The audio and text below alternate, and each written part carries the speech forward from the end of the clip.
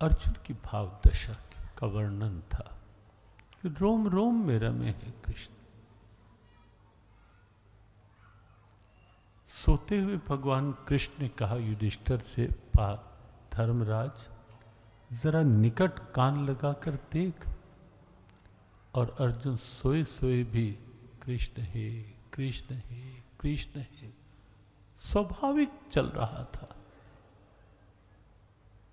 तब भगवान ने कहा, धर्मराज ये कह रहे हो कि मैं भी जाकर आराम करूं? ये आराम करने दे तब तो आराम करूं, ये तो सोए सोए भी मुझे बुलाए जा रहा है। ये स्थिति थी अर्जुन की। यूं ही नहीं, भगवान कृष्ण अर्जुन के रथ के सारथी बने थे। यूं ही नहीं, कुरुक्षेत्र की धर्मधरा साक्षी बनी थी।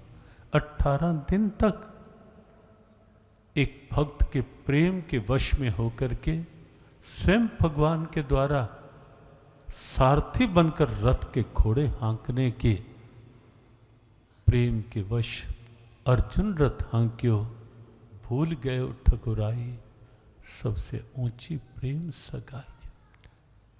यूं ही नहीं था वो, अर्जुन की वह दशा थी। और ऐसे ही नहीं था कि अर्जुन की कठोर प्रतिज्ञा कि कल सूर्यास्त से पहले जयद्रथ का सर धड़ से अलग ना किया तो चिता जलाकर स्वयं बैठ जाऊंगा। और प्रतिज्ञा की चिंता अर्जुन को नहीं थी। सो गया था अर्जुन गहरी नींद में और जाग रहे थे कृष्ण।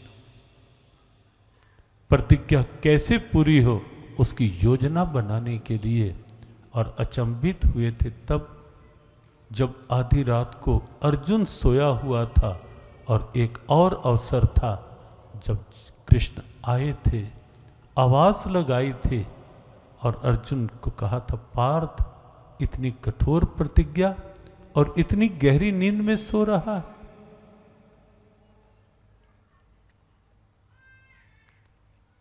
और अर्जुन ने भी झट से कह दिया था, केशव सोने का समय है, सो रहा हूं, इसमें कौन आश्चर्य की बात है, लेकिन आप क्यों जाग रहे हो?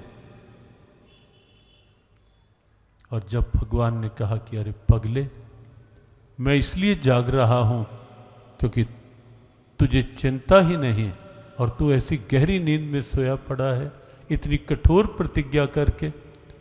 तब अर्जुन ने कहा था कि आप इसलिए जाग रहे हो क्योंकि मैं सो रहा हूं, तो मेरा भी उत्तर यही है केशव, मैं इसलिए सो रहा हूं क्योंकि आप जाग रहे हो और जिसके लिए आप जागोगे वो तो चैन से सोएगा।